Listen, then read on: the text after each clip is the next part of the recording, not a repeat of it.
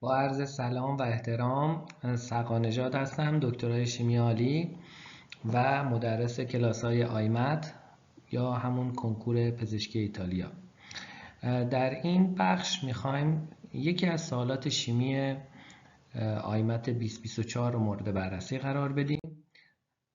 سوال 33 رو مورد بررسی قرار میدیم که گفته شده که در یک مخلوط که حاوی 0.3 مول نیتروژن، نیم مول CO2 و 0.4 مول O2 هست، فشار کلی برابر با 2.4 اتمسفر هست که این فشار بر روی دیواره های ظرف اعمال میشه از طرف گازها.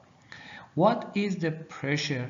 چه در واقع فشاری توسط نیتروژن در واقع داره اعمال میشه، یعنی فشار جزئی نیتروژن رو از ما میخواد.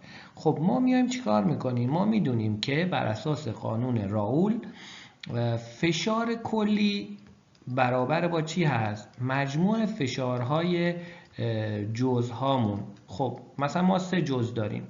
حالا برای که بخوایم فشار اون جزءمون رو پیدا کنیم باید کسر مولی اون جزءمون رو در فشار توتال ضرب بکنیم.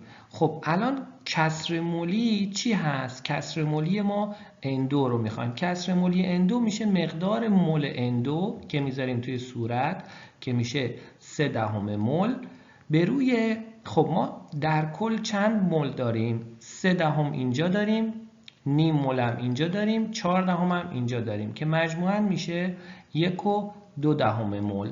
خب حالا کسر مولی رو داریم، پس پی N2 برابر میشه با چی؟ کسر مولیش که کسر مولیش هست 0.3 تقسیم بر 1.2 ضرب داره.